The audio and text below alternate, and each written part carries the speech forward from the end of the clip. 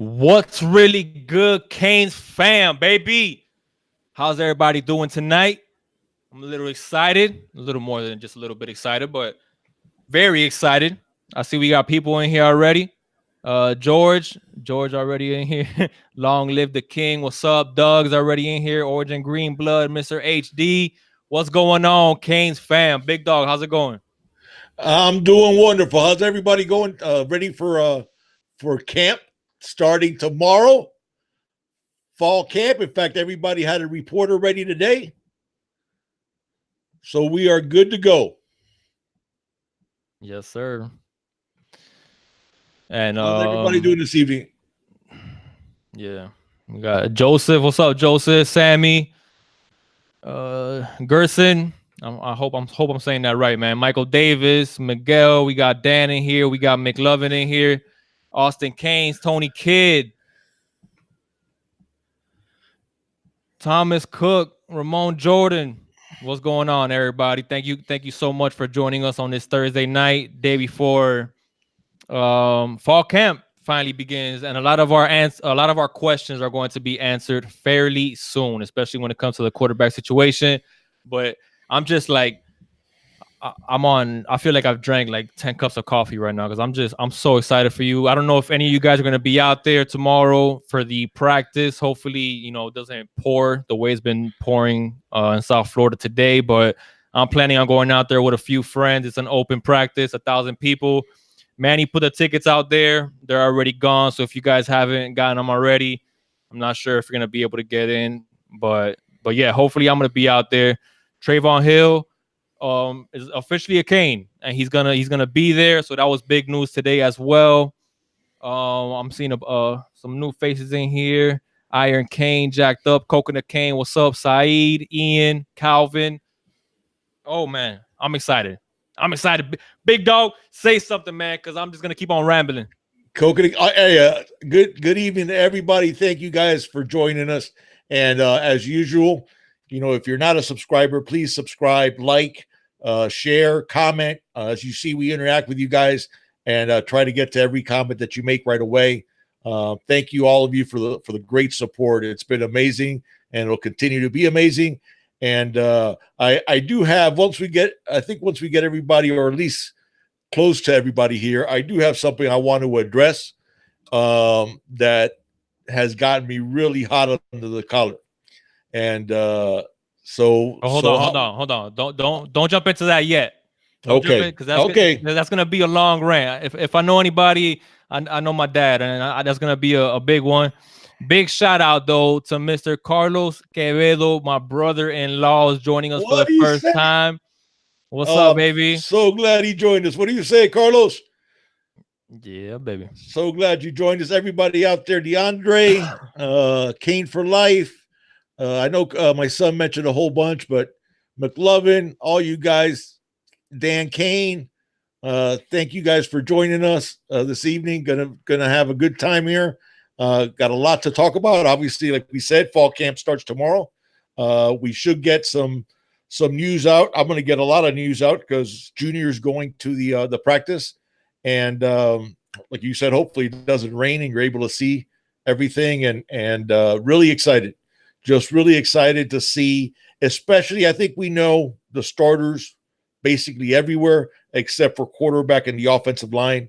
So I'm really interested to see how that all shakes out and how these reports start trickling in. They have practice Friday, Saturday, and Sunday, which is the practice schedule so far that they've released. And some of the timelines that we've talked about before, they want to have that first week. They want to get it down to 2 quarterbacks, and they want to have the number 1 quarterback by August 10th. So, these first few practices, and not just the practices, the meetings in the QB room, those are going to be crucial and critical. The meetings with Dan Enos, going over the offense, seeing who has command of the offense on that practice field. And we've talked about this before. It's not just knowing your playbook. It's knowing your playbook to the point that everything is second nature because you've worked these reps in your head over and over again, that you go over these reps. Okay, on this play, That's my first progression. That's my second progression. This is my outlet. All these things. Dan Enos wants his quarterback to know like it's second nature, where he doesn't even have to think about it. And that's going to go to a long way to determine who will be under center come August 24th. Yeah, 100%. Austin Canes, Rico, what's up, Rico? We got Rico in here. What do you say, Rico? I'm glad for you to join us, Rico. I know you're a busy man, so I'm glad for you to at least poke your head in here, man. We got Thomas Miles. What's up, baby? What do you say, Thomas? McLovin repping the U up in the 813 all the way up to GA Daily. Anthony Kidd, man. Hendrick. You mentioned Hendrick there too. The support is crazy, baby. I'm loving it. I'm loving it. I'm amazing. I'm loving it. But yeah, guys. So like my dad was saying, hopefully you guys got your tickets to be out there. Only 1,000 people on Green Tree. So practice is gonna be open at 7 o'clock tomorrow. So we're gonna find out a lot of things, especially early on. But by the way, so you guys know that Rick Hernandez, the one that we called Rico, that him and I have been friends literally for 40 years. We met back when we were troublesome youths. and it was a lot of this idea for the podcast really came from his prodding. And so he is a founder and definitely a part of my family and part of the Junior and the Big Dog family. Yeah. Hey, before I'm gonna go ahead and pass it on to you, Big Dog. Let's try not to take up the whole stream with your rant that's about to come up. Before you do get to your rant, Big Dog, though, anybody that's joining us, if you're new here, please subscribe, like, comment, share. If you haven't already, it helps us out a lot, man. It plays with the YouTube algorithm, so we always gotta put that plug in there. Because the support has been amazing and we just want to keep on growing, and we can't do that without your help. So please like, comment, subscribe, share, do all those good things, and get ready to hear some ranting from the old man. Go ahead, Big Dog, talk your ish. Okay, Iron Kane had a good point about Zion Nelson. They released the heights and the weights for the team, the way they're going to be listed, and they had Zion already at 285. 285. And Harris at 205. Cam Harris at 205. Yeah, Cam at 205. You had Lingard at 202, and he looks like he's a little bit heavier in that in a good way, because he looks like he gained some muscle. And look at talking about his arms. That's one of the things, guys, and this is not a knock on DJ Scaife, because DJ Scaife has done an amazing job. I believe he's right up there with Navon and Corey Gaynor, if not even considering he's a true sophomore, he might actually be a little bit ahead of those guys. So, but there's a thing to be said about the long athletic tackles.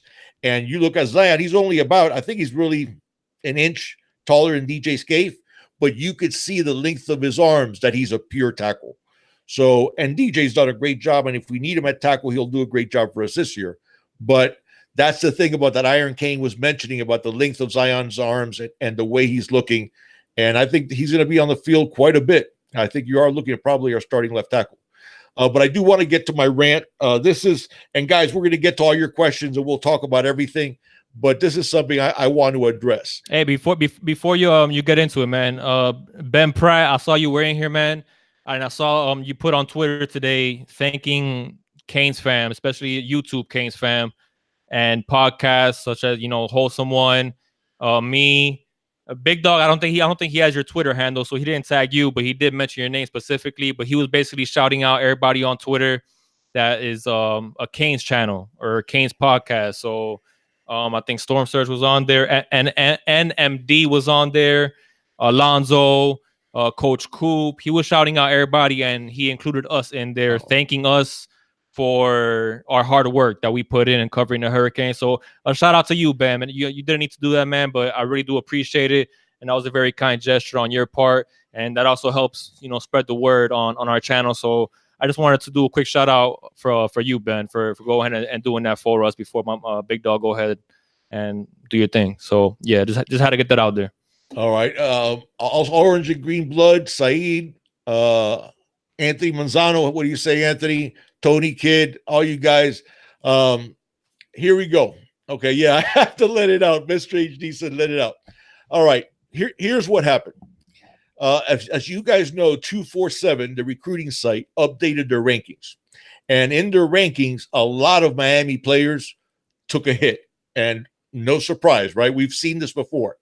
Now, I want to address this in 3 parts, okay?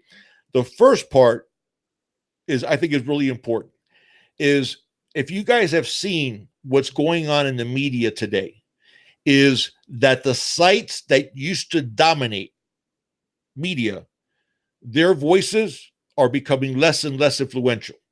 We're seeing it all over the country. Newspapers are dying out. Okay.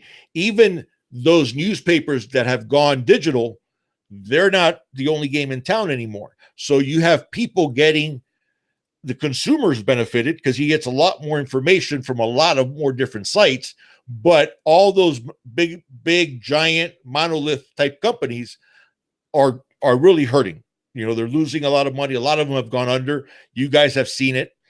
Well, a side effect of that is that media and journalism as a whole, the credibility has taken a shot because they focus on clickbait. The focus is now is how many views can I get? So instead of being credible, it's all how much ad revenue can I get by getting people to click or to watch my content. So that what you have a lot of these big media companies is doing is, you know, sensationalist headlines, trying to get people to enroll in their or subscribe to them. They've become increasingly, I call it in sports, the Skip Bayless effect.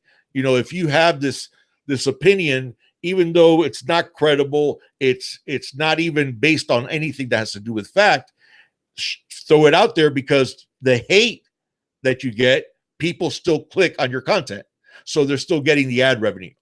And the reason I mentioned that is you guys that have already followed this show, especially that you've been with us for a while, know that my credibility, and Junior's the same way, not because of our podcast. I'm talking about our credibility as people, as men.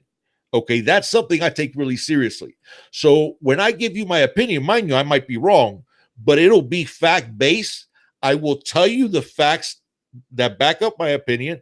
I'll even give you the opposing facts because that's part of the conversation, because I take that, my credibility, very seriously as a man. You know, the way old school, one of the things that my grandfather always taught me since I was a little boy was when you're a man, make sure that you speak the truth, you look people in the eye, you shake hands firmly, you speak your mind, you stand up for something, and that's all part of that credibility. And again, I'm not talking about the podcast. I'm talking about just as an individual. If me and just pick somebody, let's say George, we'll pick George. If him and I are having a conversation, at the doctor's office, and we're talking football, if I say a fact, man, take that fact to the bank. Now, mind you might not agree with me. You might agree with the opinion that I draw from that fact. But when I say something, it's because I believe it to be 100% true. Reason that I'm mentioning this, as you guys know, we're going to talk about the rankings. But to give you an example, when the whole Donald Harris decommitment happened, I did say it looks shady to me. I'm not naive. I know what goes on in recruiting. Proof of the pudding is look at the LSU story that it came out in court documents that a guy embezzled money from a hospital fund to funnel it to recruits for LSU. Now, if that was Miami, the NCAA would have already, shut down the university. but I guess they're going to start investigating it. But apparently this guy was in the court documents. He embezzled money from the hospital fund and funneled it to LSU recruits. That's something that I will speak about because that is a fact. Now, when the whole Donnell Harris thing happened, I said, I'm not going to speak about that because I don't know. Does it smell bad to me? Yes, it does. But I don't know anything for a fact to say this is what occurred. Okay, so I want you guys to understand. I want to lay that groundwork, and I'll tell you why I want to lay that groundwork. Okay, I used to not You guys know the star system never has meant anything to me. The rankings put out by these recruiting sites has never meant anything to me. At one point, I used to think that it was twofold. Number one, they were incompetent.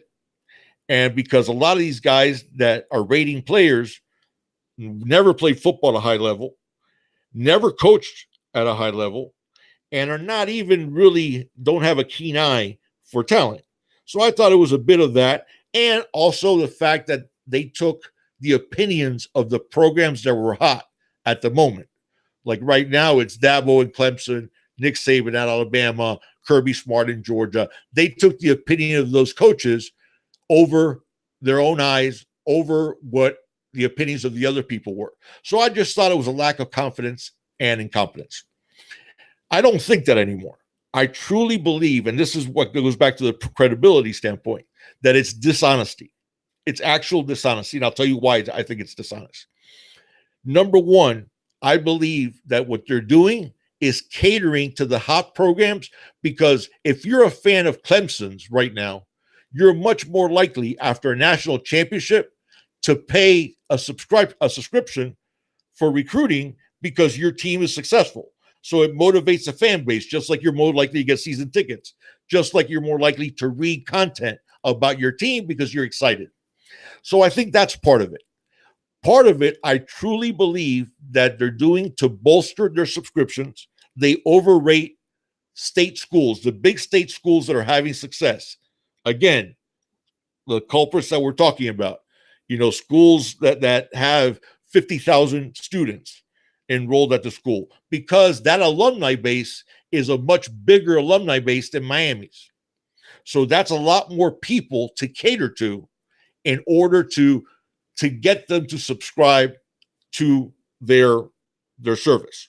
So those type of things are what I think is influencing it now. And when you see things that are downright wrong, and I'll give you a perfect example. Jalen Knighton has moved up 32 spots. For you guys that don't know, Jalen Knighton at one time was viewed as an FSU lean, with Miami being in the mix. Okay, he's been injured. He was injured almost the entire spring, didn't play in the spring. Okay, he was limited at the opening. Well, in the 247 rankings, Jalen Knighton went up 32 spots. Why? Because now he's an Ohio State lean. He's no longer an FSU lean. He's an Ohio State lean. Don Chaney in the 247 rankings, they dropped him down to 60th overall in the country. What has Don Chaney done? Well, in the spring, he played a jamboree against very good competition and ripped off an 80-yard touchdown on his very first carry. Scored a TD later in that. He went to the opening finals with a tweaked hamstring, qualified for the opening finals, went there with a tweaked hamstring, and showed out at the opening finals. All these things Jalen Knighton didn't do. They bumped Don Chaney Jr. down to 60th overall in the country. Okay?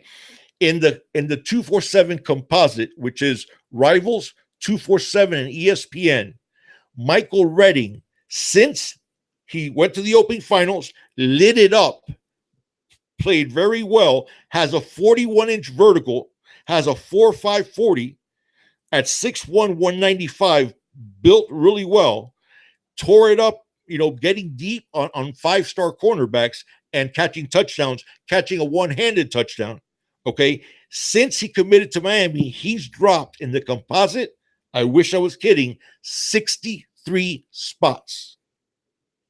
Okay. Now, this is the third part. You guys have heard me say I don't care, never have cared about the star rankings, because when we dominated Saturdays and Sundays, even though they didn't have the star system back then, they had recruiting rankings, and Miami was always 15th, 18th, 20th, 24th, 11th. We were hardly ever in the top 10, and we dominated Saturdays and Sundays, won or competed for national championships every year. Okay. Now, that being said, the reason that I do care is twofold. Number one, what you're doing to these kids is a disservice, okay? Because I say I don't care about the star ratings, and I don't. But think about if you're a 17-year-old kid, you're busting your butt, you show up at these camps and you light it up.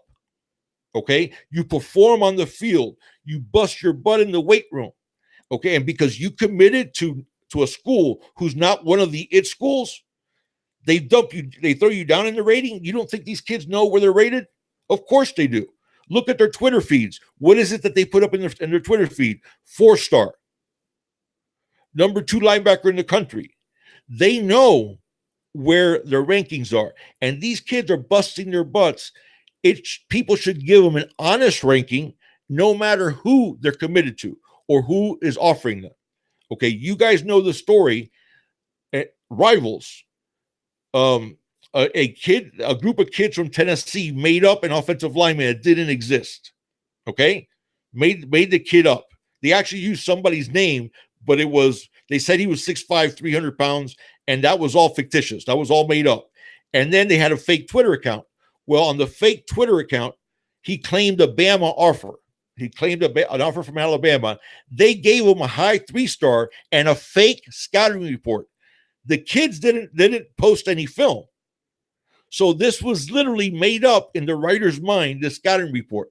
And that's what Rivals did. So they took that kid who didn't even exist and moved them ahead of hundreds of players who bust their butts every day and who do care about the rankings. That's number 1.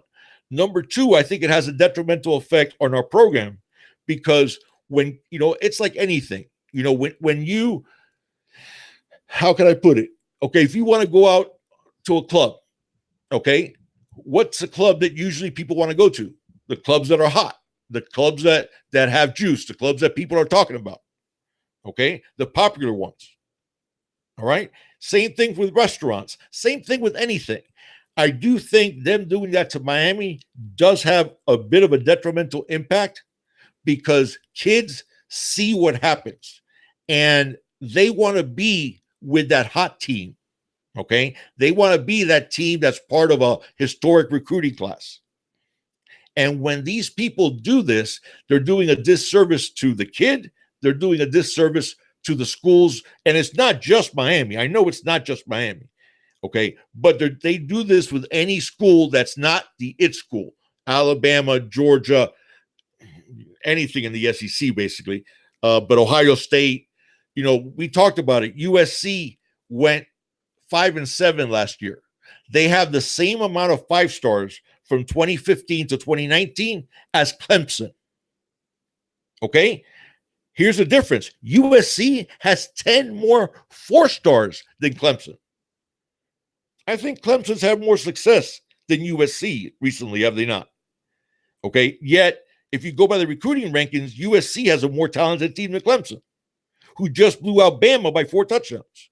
And who's never had a recruiting class higher than 7th. Okay, they are first this year in the 2020, but they have never had a recruiting class rated higher than 7th. And how have they dominated college football for the last 4 years? So that's the thing, guys. Like I said, I don't care about the star ratings, but just the fact that it does have an impact to these kids and to the school, and it's based on dishonest things. Because, and there's one more thing I do want to throw in there. Not only is it clickbait that they want to get clicks, they want to get subscribers from those big state schools, especially the ones that have had recent success. They also try to piggyback their opinions on the successful coaches. And then they claim it's the other way around. For example, Nick Saban. Okay, this kid's a 3-star. Nick Saban offers him. They rate him up to a high 4-star. Okay, then when Bama has success, what do they say? Oh, look, see, we were right about our rankings and our star system because look how many 4-star players Bama has or 5-stars Bama has. So they try to piggyback their credibility on the backs of the coaches that are having success instead of taking the time that I don't get paid for it, guys. This isn't my gig, okay? And I study film. Junior can tell you, all I do all my free time is, when I'm not with the family, when I'm not doing other stuff, is looking at film, breaking down film intelligently, because if a quarterback completes a 60-yard pass, I'm not just looking at the result. I'm looking at ball placement. I'm looking at, can he throw from different platforms? I'm looking at, can he throw the second and third options?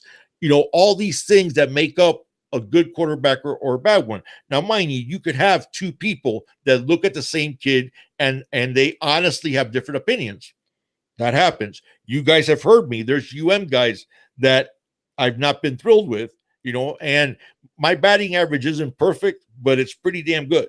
And it's completely honest. So the fact that they piggyback their credibility on the backs of the hot coaches at the moment, so they can retroactively then claim credibility, because then those coaches, if they continue having success, they can say, see, look how many 5-stars he has. Then with a team like USC, they just ignore that. Oh, they're not developing their players. Now, maybe their players weren't all that, and you were giving them 5 stars or 4 stars when they didn't deserve it. So I've said my piece. Guys, you will not hear me. I mean, I'll give you the information of where they're ranked just so you guys have the information. But as far as stars, I could not care less. Well, I think those of you that have seen our video breakdowns of potential targets, and as well as people that have kids that have committed to our program, we give you the rankings, and then we go through the film, we go through their measurables, and we basically ask you guys, do you agree with it or not? And I think a majority, maybe not a majority, but at least half of the recruits that we cover and that we break down, once you see the film and the measurables, and you evaluate on your own, and when you compare those to where they're ranked on the 24/7 composite, you can see for yourself there's a big discrepancy there. So, I mean, like we've always said, me and the Big Dog, I agree with you, Big Dog, 100%. I was when I was younger, especially, I would always argue with you. What? Yeah, but he's not ranked this, dude, or yeah, but he's only a 3-star, this and that. And then as I became older and I started gaining a more understanding of the football and actually having a lot more experience watching these kids from the very beginning and what they, eventually developed into, I started seeing like, whoa. So then you see it with Chance. Some people were talking about Chance Williams. What has Chance done besides pretty much dominating the opening? He also dropped, by the way. No, that's the point I was trying to make. Okay. He committed to the University of Miami, and he also dropped in the rankings. So I mean, it's just what I do like, dude. I'm sorry, I just want to throw this in there. A defensive end that ran a 4.56 laser time when he was lighter. He ran a 4.66 at the finals. Chance ran a 4.56 laser time. Okay, at the first opening, and qualified obviously for the finals. Yeah. Okay, that's the guy that they just deranked. Yeah. So I mean, what I do like is the fact that a lot more people are seeing and are agreeing that these star rankings are just it's wishy-wash. I mean, you can think they might be somewhere in the ballpark, but like I've always said, and like Big Dog has always said, if there's a kid that the Canes are hot on their trail, before you guys have an opinion on these kids, and before you just go and look at their 247 composite rankings, go to Huddle, man. I mean, Huddle has film on these kids, and mind you, yes, some of them are highlights, but they're long videos. But hold on. But even in highlights, guys, like, and this is the problem that I have. When you break down film, okay.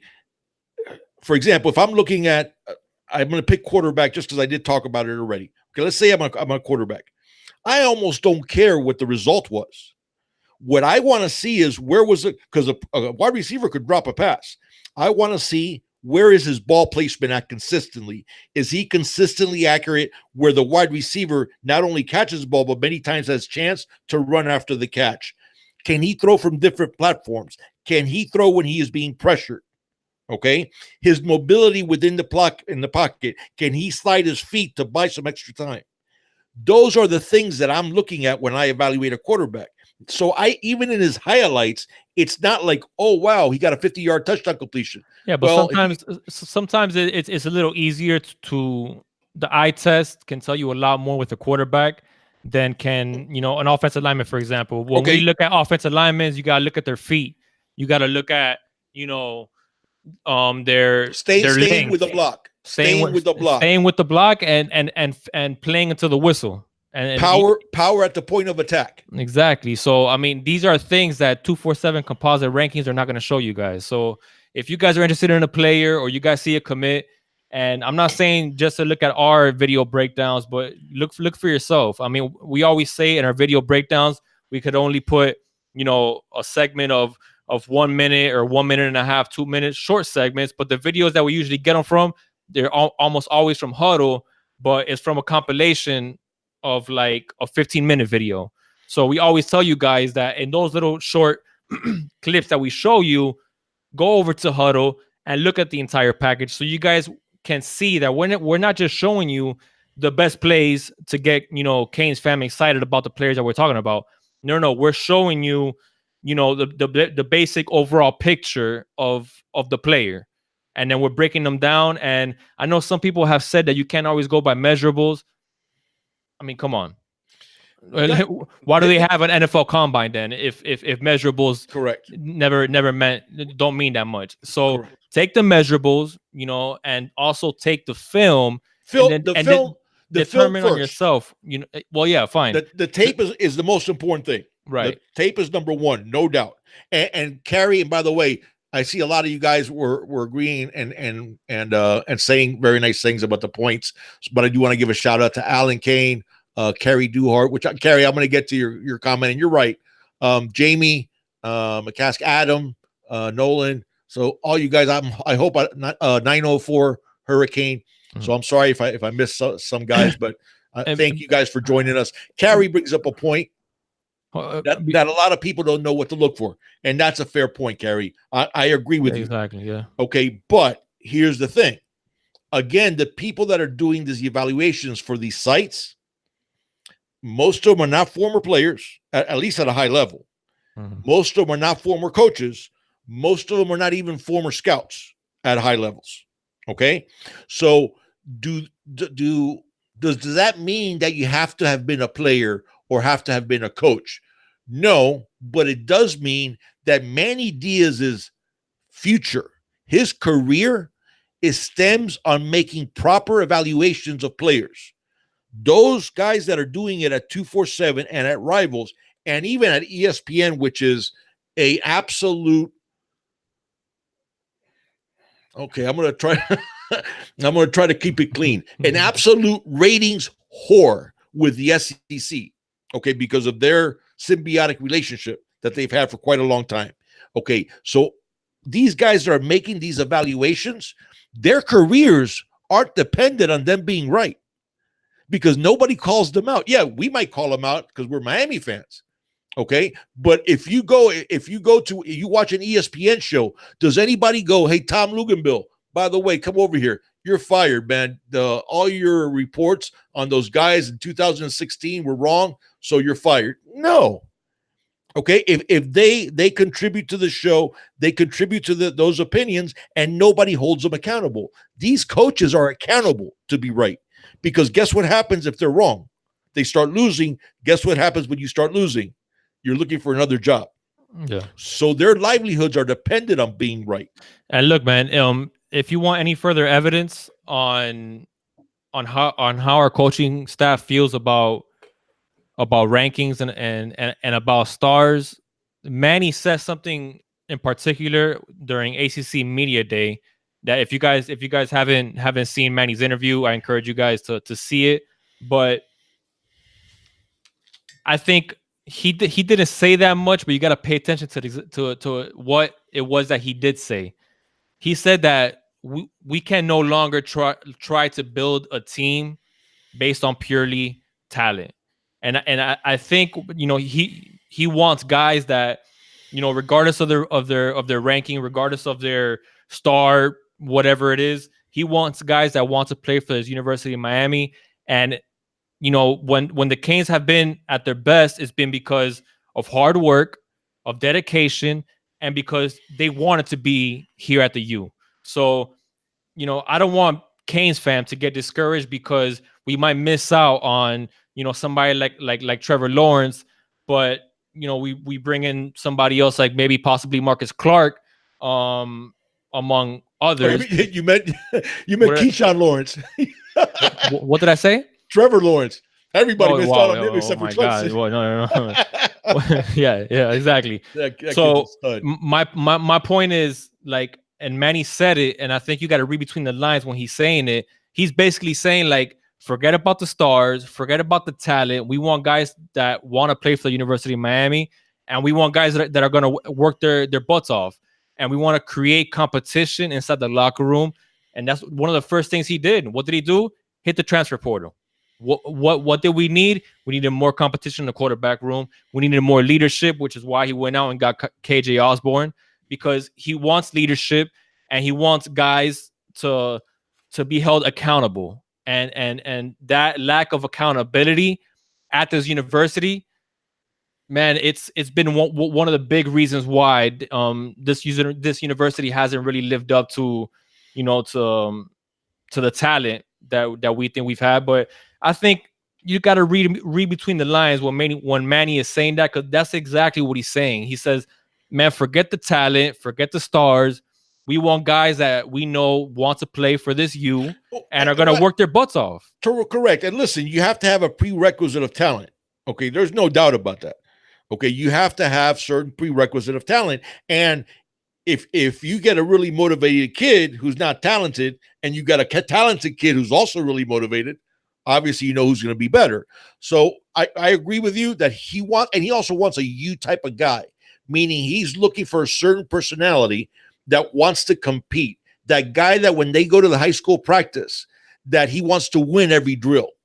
That's the guys that Manny's going to recruit, and obviously having a prerequisite of talent too. So another thing I think is important and is key. I'm not sure if most of you guys know in here, but it's something that we haven't really seen, and we didn't really see it with Rick especially. But Brian McKinney, Brett Romberg, Vernon Carey, these are all guys that are coming to the university to work with our young offensive line, and I think that's something that we've always said it, that Manny gets it and he understands. But this is the alumni's program, like guys that have passed the torch, and that's something that I think is going to be key for this program moving forward. That you see Brian McKinney on Twitter, on my way to the U to go work with the offensive line.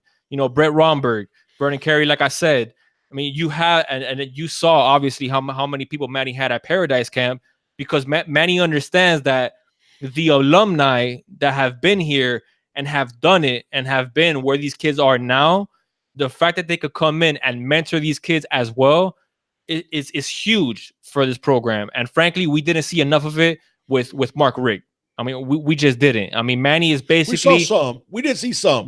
But not to the point that Manny's doing it, dude. And I think that's an important aspect of us, catapulting into the future, that you have, this understanding of Manny and this connection with the alumni, that the alumni feel like, man, I could give back to these young kids, and I could really give back to this university and help, frankly, propel them to the next level, which is the ultimate goal for most of these kids.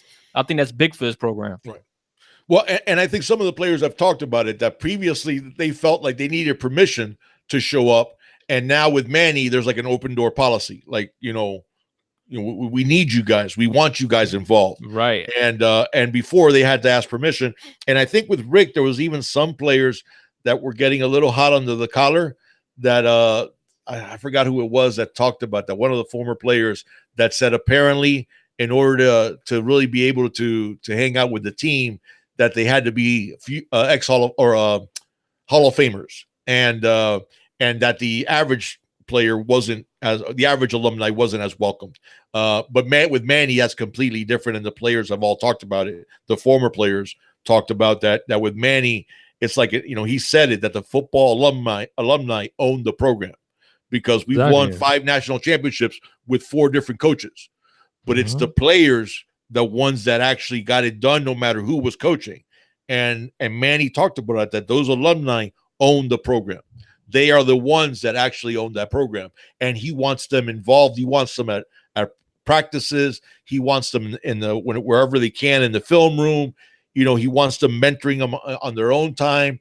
The players, the former players, that alumni feels that with Manny, the Carroll Sofer facility is theirs. They feel that Green Tree is theirs, that they're always welcomed. And that's a big, big plus that Manny gets that maybe no coach since Butch Davis got to the same extent, even though Randy Shannon and Mark Richt were both former players. So that's an amazing thing. And that's right, man, that Manny has talked about quite a bit. And guys, listen, I want to get to all the questions, and I apologize for the rant, but Big Dog had to get something off his chest because I was fuming when those ratings came out. Yeah, but most of the people agree here that all you did was speak facts, because what you said is 100% on the money, man. Yeah. I do want to show you guys one of my favorite pieces of you thing. This is I don't know if you guys can see that well. You see the U with the Big Dog engraved. This is one of my son's gifts when he got married. Me and his brother were the best men at his wedding, and that was one of the best man gifts that my son gave me, and it has the U engraved with Big Dog on the glass, and I hadn't shown you guys that before. But thank you, Rick. I saw Rico said, and what a chest. Well, the chest, the pecs used to be really impressive. They just have moved down a little bit from where they used to be. Yeah. But no, I just, like I said, guys, I just wanted to get that off my chest. I want to get to all your questions, and thank you for staying with us and bearing with my rant. But man, I was hot under the collar because at the end of the day, what they're doing is they're doing something dishonest to kids and kids that work really, really hard, and when you do that to kids just so you can get more subscribers, man, it bugs me. It just gets under my skin. So anyways, I did see some good questions. You want to get to the questions already? Yeah. Let's go ahead and get to some of the, I think Carrie asked a few times about, I'm pretty sure it was Carrie. Oh, Carrie said, I need some brown liquor in this glass. You might be right, Carrie. All right, well, let me go to, I saw Duck Plug asked about Jonathan Denis or Dennis. It's one N, so it's pronounced, I guess, Denis, because it's a French last name. I believe he was of Haitian descent. He's committing this weekend. Who do I think he's, or I believe, is it this weekend or was it tomorrow? Anyways, Jonathan Dennis is committing either tomorrow or this weekend.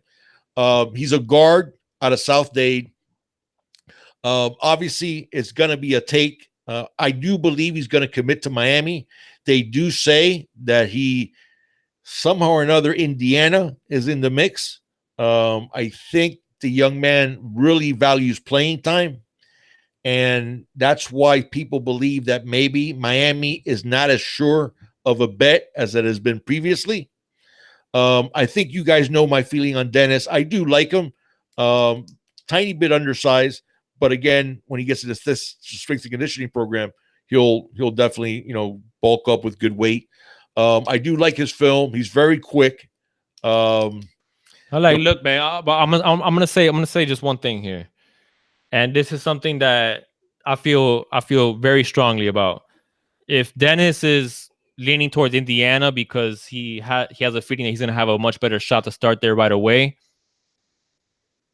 bye, man. I'm sorry. Like if you feel, if you're not that sure yourself and you don't want competition, real competition, and if you're doubting yourself that you can't, possibly battle for a position in a year or two, then, and you want to go somewhere else and play as a true freshman, hey man, the best of luck to you. I want guys that are not scared of competition. And this is why I keep on saying that I'm 100% sure about Don Chaney. Don Chaney is one of those guys that he does not care that we have DJ Dallas, Harris, Lorenzo Lingard, Robert. Like he does not care. I am going to the U, and I'm gonna push for a starting position, even my freshman year. Those are guys that I want for this university. If people are concerned, because Jalen Knighton, that wasn't a lock. Obviously, he was an FSU lean first, even though there was whispers about Miami, but then he saw Don Chaney was coming in. You already see our depth at running back. You're not sure that you have a chance to start at the U? Go somewhere else, man. Like, this is the thing that's Manny's trying to incorporate into this team. Competition. I mean, we've heard all the old heads, and by old heads, I mean Hall of Famers, talk about how practice was the toughest part, because competing against each other, that was, more important, and that was more crucial, and that was harder than playing on Saturdays. Practice is what was crazy. Now, when it came to Saturdays, that was a fun day because they competed with, and you have so much talent and so many guys, trying to compete and trying to one up and just pushing each other to make everybody just better. And that's what Manny, that's why Manny brought in the coaching staff that he did. That's why Manny went out to the transfer portal. Like I said previously, he's trying to create that same form of competition, and he only wants guys that are not scared of competition, that want to come in here, compete, are confident that they're going to push for a starting role no matter what position group it is. So if Dennis feels that he might not be able to start anytime soon at the U, and he has a better shot to go to Indiana, then by all means, man, go to Indiana. I'm not hating on you for doing it. I'm not going to bash you on Twitter for doing it. I understand where you're coming from, but those are not guys that I want to play for the University of Miami. I'm sorry. No, I'm with you. That was exactly my reaction when I first started seeing that he wasn't a definitive Miami guy, because he was talking very nice things about Indiana, and one of the things he mentioned is I might be able to play there right away. Mm-hmm. Well, if and like you said, I mean, you said it perfectly, so I can't really piggyback anything to it because you said it perfectly. If that's the type of competitive spirit you have, yes, I sort of don't want you at the U. And Terrence makes a great point. He goes, I'd rather have Christopher Love. Yeah. The only thing with Christopher Love that worries me a little bit, Terrence, and you're right. I this will be no pun intended. I love Love's film much better than I do Dennis's. The only concern I have with Christopher Love is the weight. He's heavy. He's heavy, and the I mean, I think he has him listed at 315. He actually looks a little bit heavier than that. It's fine, baby. Have you guys did you guys see Gym Rats the other night? Yeah. On the special they had up on David Feely? I know you did, Big Dog. I'm asking the chat if they did. Hey, I don't know about you guys, but after seeing that short special on David Feely, and watching guys, Nesta looks hella good, by the way, but amongst other guys as well, I think everybody freaking looks amazing. But I'm not concerned about Love because I have. And when we were talking about our coaching staff breakdown, I said one of my favorite hires was David Feely, and I think he's been proving on why he's one of my favorite hires, because strength and conditioning is one of the most important aspects of football in general. So if you guys didn't see Gym Rats, I don't know if they have it on YouTube or whatever, or if you guys missed it on ESPN2 the other night. But man, after watching that, he made me want to run through a brick wall. So I understand your concern about Love. He is a little bit overweight, but I think once he gets here, if he does come here, David Feely is going to transform that man. I have no doubt in my mind about it. And for you guys that don't, Love is also a guard, just like Jonathan Dennis. And his film, to me, I just like it much better than I do Dennis's. And he plays with an edge and is strong. Your man is strong. So even though he carries some bad weight, he carries a lot of good muscle, and he gets his hands on you.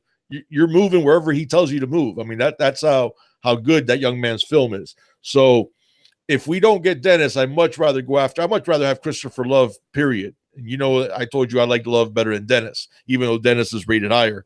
The only drawback, I like the other Dennis. I like Kendall Dennis. Oh, Kendall, the defensive back. Yeah, but he has two N's in his name, so his is actually pronounced Dennis. Yeah. And he put us in top 8, by the way. Yeah, the only negative is Jonathan Dennis is from South Dade. Obviously, we have Jaden Francois from South Dade. We have Keyshawn Washington from South Dade. And you sort of don't know if and both those guys that I have actually decommitted at one time and then recommitted after Manny took over. Man, listen, if Jaden Francois and Keyshawn Washington's commitment is that unsure that just because Jonathan Dennis picks Indiana, they become unsure, then they weren't that sure to begin with. So I don't buy that argument that we need Dennis just because we don't want to get the other two South Dade kids angry, or get them, where they might start looking elsewhere. I think that's BS. So I mean, we'll see what happens. I still, if I have to give you a percentage, I'm still probably 75-80% sure that Dennis picks Miami. So I think at the end of the day, I don't think, and I should have known it was the 27th, because for you that didn't know, that's my birthday. Big Dog has another birthday on Saturday, and they keep getting, it seems like the whiter my hair gets, the faster these birthdays come.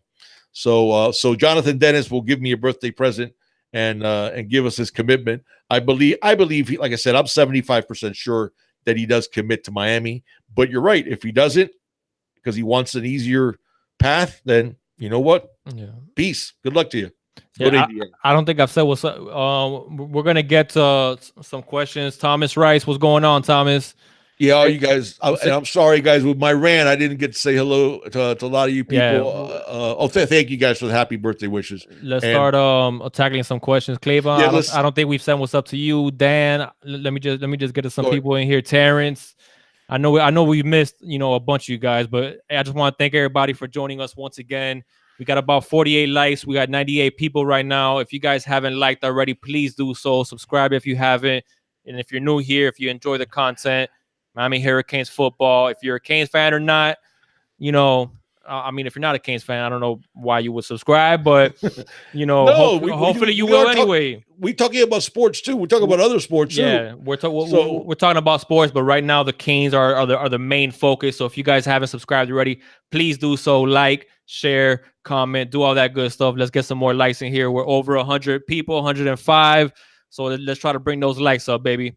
But let's start getting to some questions. Yeah, I will. I wanted to get to Lisette and thank you guys all for your happy birthday. I like McLovin said that the gray hair only makes me look smart, so that's a good thing. So you know what? I'll take any help I can get, McLovin. So I appreciate it. And I appreciate all the birthday wishes from you guys. Lisette had a really good question earlier, and we didn't say what's up to Lisette Riley. She asked which one of the three QBs did we think matched up better against Florida's defense. And I think that's a great question. Okay.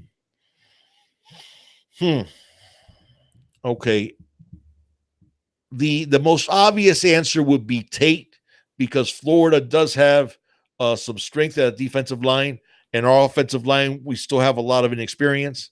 So that matchup is going to be important. Obviously, Tate's the most is the better athlete, the best athlete of the three by far. So obviously the obvious answer would be Tate, just because of his athleticism. The thing is, Lisette, and your question, it was a great question, and the point is very valid, that whoever it matches up against Florida may not necessarily be our best quarterback or our first string quarterback. But you're asking just from the standpoint of matchup, and that's a very good and valid question. The thing is, Lisette, I don't think, because of, if you change the starting running back, it's not a big deal. If you change the starting, right tackle, not a big deal. If you change the starting weak side linebacker, not a big deal. When you change a quarterback, it's a big deal, and it has an impact on your team. It has an impact not just because of all the questions they get asked from the media, but it has an impact among players, because then they start feeling, what are we doing with the quarterback? We're playing musical chairs. So while I agree 100% that your question is very valid, I don't think Dan Enos and Manny Diaz are going to let it impact who they decide is the starter just because of the matchup against Florida. I hope you understood what I meant by that. I think they're going to decide on who's the quarterback going forward, and that's the guy going forward. Yeah. So, but I do think if you just look at Florida, the most mobile guy might be the best matchup against that team. Yeah, because of the strength of their D-line. Tony Kidd, thank you for telling everybody to hit the like button. He says, other than talent, what do we think the coaches will be looking for whoever the starter is? Oh, it's all those intangibles. All those intangibles. Number one, who knows the playbook the most. And I've said this before. I said it at the beginning of the show, but I'll repeat it since we have more people. There's a difference between knowing the playbook and knowing the playbook. And again, especially the guys that have played football before, you guys know exactly what I'm talking about. There's a difference between just knowing the playbook. Okay, on this play, if I'm the right guard, this is the play that we're running. If I'm the receiver, I have to run this pattern. If I'm the quarterback, this is the progression. No, when I mean that the playbook to an extent that knowledge becomes second nature, that you don't have to think about it. You don't have to, okay, wait a second. If this is a cover 2 against this play, oh wait, what's my progression again? No, that's not knowing the playbook. They want you to know the playbook where everything is like this. It's all second nature, where you've repped it so much in your head and on the field that you know it automatically. Okay, so that's going to be a big determiner in terms of who is our starting quarterback. Who's the one that really knows that playbook to the point that it's second nature? Then I think you're looking at all the other things: talent, leadership.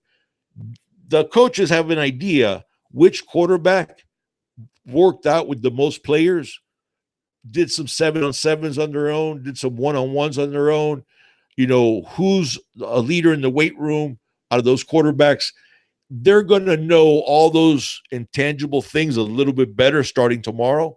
That's going to have an impact. Who's been doing the right things, who's been showing up early and leaving late. But then, of course, you have to take all that intangibles and show out on the field. And you have to be able to, it's fine knowing the progression. Now, are you going to complete the pass? Are you going to get it out on time, accurately, with good ball placement where the receiver could do something after the catch? So those are things that they're going to take into account. But that's what I think are going to be the most important things. I think as well, another thing is, they reported today and then tomorrow, obviously, you start practice. I think it's going to be interesting to see for them who worked the most on the things that Enos told them to work on and the things that the coaching staff told them to work on. I think Enos worked and he's been working with every single quarterback's mechanics. We know that. And Cozy had a little bit of a hitch last year in his throw that probably is one of the reasons why it made him inaccurate at times. It seemed like that hitch was pretty much gone during spring. So I was, very pleasantly surprised by Nkosi. He had the best spring. We've always said that. But I think one of the big factors is who worked on the things that the coaches told them to work on to work on the most. Like I really think whoever made the biggest leap, it might be common sense, but whatever. I think whoever made the biggest leap from spring until now, that's basically going to tell them, who really wants this quarterback position. Manny said it himself. 2 quarterbacks want to be the starter at the University of Miami on August 24th. 1 quarterback needs to be the starter on August 24th. So I think we're going to find... He might not know which one that is as of yet. But right, exactly. Shortly. Right. So I think there's going to be... Obviously, he wants to narrow it down to 2. So I think we'll see that very soon. And I just think whoever just wants it more, man. I mean, obviously the other intangibles that you talked about, playbook and mechanics and stuff like that. I think that's obviously going to play a big role. But I think it's gonna be obvious to see who really wants it more. And at this point, I know we got some questions, Big Dog, on who we think is going to be the quarterback. And honestly, I'll be honest with my Canes fam here. I was a little low on Nkosi coming out of last year because of the inconsistency issues. Now, you could blame that on a lot of things. You could blame that on Rick's offense. You could blame that on the musical chairs that he was playing with the quarterbacks last year. Fine.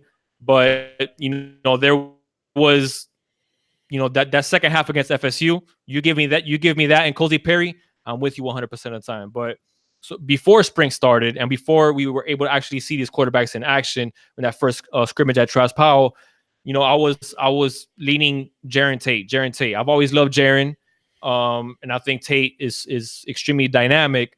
But I will say that I feel a lot more comfortable with Nkosi than I used to, based on what I saw in spring, based on the things that I've heard that he's become a leader. He's become a leader, and that was one of the things that you've heard Manny say we were lacking last year: leadership, accountability, and it seems that Nkosi has maybe taken that step, towards leadership. And I mean, look, Enos has been working with his mechanics. We didn't see that hitch in spring, and Nkosi has been. He surprised me. He surprised me. He won that spring, but I mean, I'm very intrigued to see, what Tate has become in the summer. And we know he's been working like an animal in the weight room. I mean, he was the best lifter in the quarterbacks. I think it was what, four out of the 6 weeks. So he's been, hitting the weights extremely hard. And I mean, we'll see with Jaron. Me and you, Big Dog, I think we both agree on this. We've been on the Jaron train since last year. We don't know why Rick didn't give him a shot. We felt that he rightfully so deserved a shot last year, but he never got it. So we were always on that Jaron train just because, his accuracy, he looks more like a pro style quarterback. So, and accuracy obviously plays a big role in that. So I was on that Jaron train quite a bit, but I need to see what's going to happen now, because if Jaron proves to be that third man out, then I think he's going to transfer, frankly. And it is not going to bother me if he transfers, because then, buddy, you're done. I mean, you haven't, you wanted to transfer and you felt that you should have played last year, and that's the reason why he was going to transfer. It took Rick and John, and both Ricks, John and Mark, to convince him to stay, because he felt that he deserved time to at least prove himself. All right, well, here you had a clean slate. Now you've had plenty of time to actually prove yourself. And if you're one of those guys out, if you're not one of those two, that's going to be, that the coaching staff is going to pick, 2 out of the 3. If you're not one of those two, then Jaron, by all means, transfer, dude. Transfer. No, and listen, it goes down to the same thing you just said, in terms of if and like Junior said, for full disclosure, we've been Jaron guys since January of last year. Just felt, even from high school, just really liked his.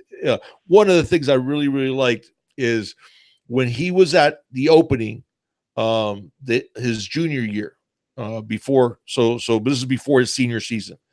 He didn't look good, did not look good, and some of the people talked about that. He got some negative publicity, and he came back angry, basically, because the senior year he wanted to show out, and he looked great.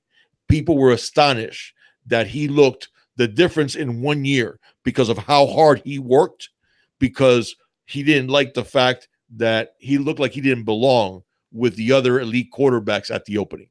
So that's one of the things at the Elite 11, they call it Elite 11, that they just had recently at the opening finals. So I really like that. I really like the fact that he took that negative press and negative comments to heart, and then came back the senior year with an attitude and a chip on his shoulder and a determination to make up for that bad experience. That won me over a lot in terms of the intangibles. Then when you look at the film, tremendous ball placement. The kid, you guys remember in the spring, Mike Harley, even though he said positives about Nkosi and Tate, the thing he said about Jaron was that it was like playing receiver for an NFL quarterback, because the ball placement is almost always perfect. That's the reason why we like Jaron. But going back to that again, if Jaron is not named the starter and he wants to transfer, good luck to you. Okay. Well, I have a good question for you. Do you think, because I see a lot of people, are on the Nkosi Perry train, do you think this is Nkosi Perry's job to lose? Well, there's we go back to what we were talking about before. At the beginning of the show when I went on my rant. Even though I gave you my opinion that I thought that the most talented of the three is Jaron Williams, and I've thought that throughout. But I also give you the opposing facts. And there's, like you said, there's no doubt. And Cozy Perry was, if not head and shoulders, definitely head and part of the shoulder above Jaron and Tate in the spring. No doubt. Okay. And Cozy was by far, he was good in all three scrimmages. In fact, he's the only one that was good in all three scrimmages. Okay. And Cozy was by far the best quarterback in the spring. Okay. So even though I was on the Jaron train, or I am on the Jaron train, I'm not going to ignore the facts that don't fit my argument, because Cozy was the best of the three in the spring, decidedly. Mm-hmm. Notice he won the most improved quarterback award thing in the spring. So now, just a clarification, a clarification, because I don't want people to get this misconstrued. I was never down on Nkosi because of the off the field issues. Okay, that's something that a lot of people like saying for some reason. Oh, because of the off the field issues that he had, and that's why we're down on Nkosi Perry. No, I'm down. I was down on Nkosi Perry because he completed 50% of his passes. Well, and the thing with Nkosi, and when people talk about accuracy, because people bring up the drops, I'm not talking about the drops, guys. I'm looking at ball placement. And what I did see with Nkosi last year was when he was pressured, his mechanics really went poorly. If he had to get moved off the spot or move his feet or just felt pressure, his mechanics and that hitch would, and then all of a sudden you see passes that you go, what were you aiming at?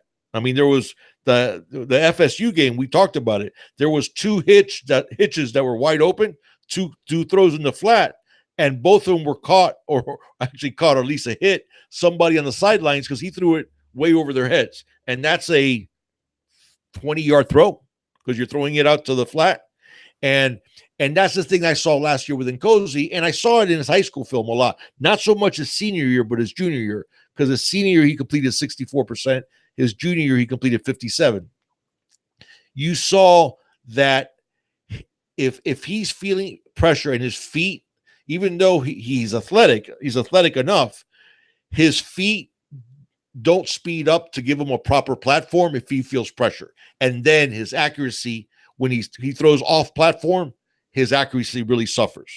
So that's the reason that I was down on No, Calvin, I agree with you, because he says, what can you do when the other team know your plays and have an 8 men in the box? The offensive line can't block Calvin, that. I agree. That's a fair point. That's a perfect point. 100%. No, and this is something that I was shocked. And I didn't realize it, even though like I said, I'm informed and knowledgeable when I look at games, that I look at games the way I look at film. But I was shocked knowing this from Malik Rozier when he was on the Orange Bowl boys, that he said that there was a bunch of plays in the playbook that had no outlet, that the QB basically had one or two throws in his progression and then was told to throw it away if those weren't open. And I was like, what? You're in modern football and you don't have an outlet? Notice one of the things that Manny talked about Dan Enos' offense is that the QBs will have an option every play. Mm-hmm. Every play they're going to have an outlet. Every play they're going to know what to do with the ball if they follow Dan Enos. And Calvin, your point is absolutely fair. Absolutely fair, because 100%. When Malik Rozier said that there was plays that only had one or two progressions. Now, mind you, there's plays sometimes you might call max protect, okay, and then run somebody on a 9 pattern, run somebody deep, and then just have one guy short, okay, and those two guys are covered, then you throw it away. But those are just specific throws because you want to take a deep shot, and you call it max protect where you're keeping guys in to block, okay, but that's few and far between.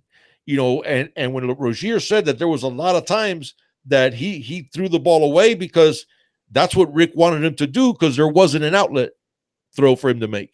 And I went, man, 2018, that's the offense you're running? And I was shocked by that. I was absolutely shocked by that. So your point, Calvin, is sorry about that, guys, is well taken, and I can't argue with it. And that offense was one more thing. atrocious. One more thing about the drop balls. I know drop balls have something to do with the accuracy thing, but it goes back to the point that Big Dog was trying to make: ball placement. There was a lot of throws that, I mean, when you're trying to throw an out and you throw it, to the back shoulder pad, and then all of a sudden it's kind of into pressure. And yeah, the receiver might get his hands on it, but you're throwing behind the receiver. And a lot of things that we also saw within Cozy last year was his lack of touch at times, where he'll throw a simple slant or a simple little, little like 5 yard out, 7 yard out, but he's beaming the crap out of the ball like if he's throwing a ball 70 yards down the field. So with that being said, I haven't given up on Nkosi. Me and Big Dog have both said that Nkosi was the best quarterback in the spring, and that's not because of clearly. Clearly, 100%. Indisputably the best quarterback. And nobody could say, oh, that's because Nkosi played last year. No, guys, this was a clean slate for every single quarterback, and Nkosi was the best quarterback in the spring. And I believe that Enos has been working with his mechanics. And if Nkosi rolls out there August 24th against the Gators, I'm gonna be happy. You know why I'm gonna be happy? Because this is not John Richt anymore. This is not Mark Richt anymore. This is Dan Enos. And we've already seen glimpses of the offense that Dan Enos is going to run. And we've said it before in previous podcasts and in previous live chats.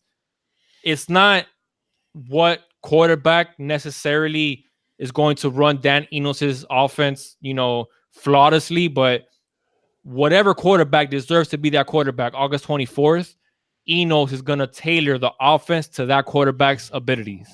And that and that's something that we didn't see with Mark Richt.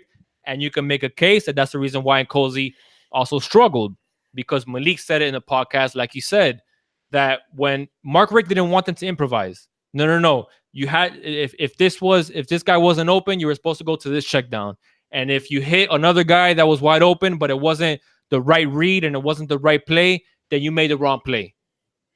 That was a big thing on Mark Richt, and that maybe held Nkosi back. So I don't want you guys to think that I'm against Nkosi or nothing like that. Frankly, I'm excited, and my eyes lit up for Nkosi during spring, because he lit it up and he looked like the quarterback that we were all excited about coming out of high school. So I have full faith in Nkosi. I have full faith, even in Tate. I have full faith in Jaron, but most importantly, I have faith in Dan Enos, that regardless of the QB that we're gonna roll out there August 24th, is going to be the right guy. And if it's Nkosi Perry, let's get it, baby. Let's get it. That's right. And to get back to your point, and by the way, some really nice comments. Thank you guys for all the nice words. Anthony, that he says he trusts us better for Miami recruiting than he does ESPN, 247 and Rivals. Thank you guys, and all the nice comments that you and supporting the channel. Also wanted to say David Settles, saying he enjoys the channel. Thank you guys so much. And one more little thing, if you guys haven't subscribed, please subscribe. Please hit the like button, hit the notifications bell when you subscribe, and leave us some comments. And thank you guys so much for the support. Orange and Green Blood too, all you guys. Dan Kane. Yeah, I mean, and that's the point I wanted to make, that when I say that if Jaron doesn't win the job, that I'm off the Jaron train, I'm off the Jaron train because he was given the opportunity. Mm-hmm. And if he transfers, peace. Yeah. Good luck to you. Mm-hmm. Because, now, like you said, it isn't the Ricks. It isn't Mark and John Richt. Now it's Dan Enos and Manny Diaz are making the call. And if you're not the starter let me put it this way. I'll explain to you why I'm off the Jaron train if he doesn't win the job. Jaron, to me, people say arm talent. Okay. Arm talent isn't just arm strength, is accuracy, is throwing from different platforms and being able to still be accurate, is being able to throw on the run. To me, Jaron has the highest ceiling because he's the most pro-ready quarterback. that he has that ball placement, he has that accuracy. He's still accurate off of I saw a throw he made in high school where he's backpedaling and literally he had to throw it like half sidearm because he was getting ready to get hit and threw the ball for a strike like 40 yards downfield. Okay, those type of throws off a platform, I looked at, I went, wow, and he does that a lot. So here's my point with Jaron, though, why I'm off the Jaron train. If he, with that type of natural ability, okay, people forget this. Jaron rushed for 1,300 yards, 1,292, I believe, in high school. Okay, that's 800 more than Nkosi rushed for in high school. Now you might say, well, in Cola Vanguard they play, but Jaron played in Georgia, so it's not like he didn't play in like North. I was gonna say North Dakota, but for our wholesome, I don't want to insult North Dakota, but he didn't play in Idaho. He played in Georgia, which is good football. So, but here's the reason why I would get off the Jaron train. If you have that natural ability, you can run. Okay, because Jaron is a much better athlete than people give him credit for. But if you have that arm talent and you're mobile and you didn't win the job, it's because you're not the quarterback that needed to win the job. That means you didn't put all the extra work in that you should have put in. So if he decides to transfer, good luck to you. And I'm off the train because I have full faith in Dan Enos and Manny Diaz that the quarterback that they trot out there is going to be the guy that won the job and earned the job and deserves the job. 100%. Hey, so some shout outs to some new people in here. Uncle Joe. Dangley. I see Doug Dangley also joined us. Another plug, guys. Fred Holmes. If you're new here, please subscribe, like, comment, share. We would really appreciate it. It'll really help out the channel. We do these live chats every single Thursday. When also and a question I'm gonna pose to you guys on what do you want to be our next video. Mina and the big dog have been brainstorming. Now that fall camp is actually gonna get going. What kind of video breakdown? Any players in particular that you guys want us to break down, or suggestions, ideas, or videos in general that you guys would like to see about the Canes. You know how we do here. Video breakdown. We go in depth about stats, player profile, all that good stuff. So whatever you guys, some suggestions. You guys have helped us out with some of our videos, so we're asking for some more help. I mean, we're obviously going to be doing, based on what happens in the fall camp, I'm sure we'll be doing some videos regardless. But we would like to know what you guys would like to see. So yeah, if you guys haven't hit that like button, please do so. I want to get to a question, dude. I think Anthony has been asking this for I don't know how long, but we've been raving. He wants to know. He says, "Big dog, any new updates for Justin Flo, Jason Marshall, James Williams, Corey Collier?" Okay. Okay, let me go one by one. And sorry, Anthony, I'm sorry it took us forever to get to your question, buddy. But I saw you repeated it, and thank you for repeating it over and over, so we could remember to go ahead and get you. Today was our rant day, especially me. I went on that long rant, but anyway, so forgive me for the long rant, guys. I always want to talk about what you guys want to talk about. So okay, let me have a one by one again. James Williams. Let's start off with James Williams. Nothing new. I feel Donnell Harris is done. Donnell Harris, I don't think is coming to Miami. I think that's a done deal that he's gone. James Williams, on the other hand, obviously he's a 2021 young man. I think if we have a good season, which I believe that we will have, which over 10 wins, ACC championship game competing there, I think we're back in it with James Williams. Jason Marshall and Corey Collier, haven't heard, Anthony, anything new.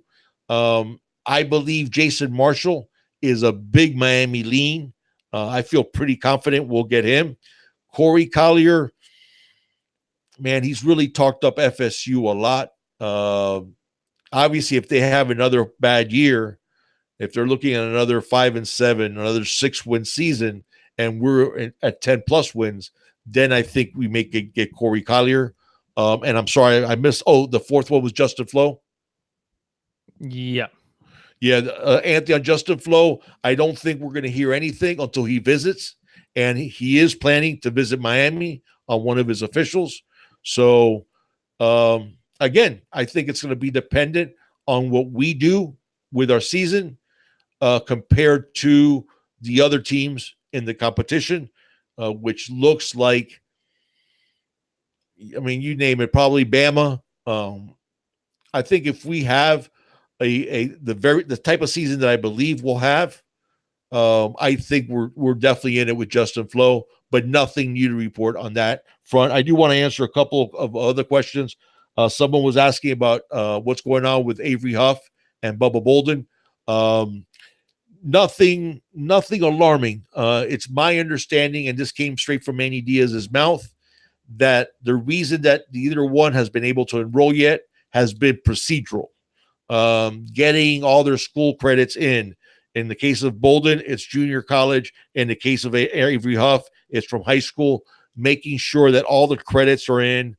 My understanding is Manny Diaz fully expects both to be in as of first week in August. I'll give you a drop dead date. I think if both of them are not enrolled and in by August 10th, then I think there's a concern. But the way Manny made it sound is there wasn't a grade issue. There wasn't any other issue other than paperwork and the way University of Miami does things and some of the things that they have to get from this other schools.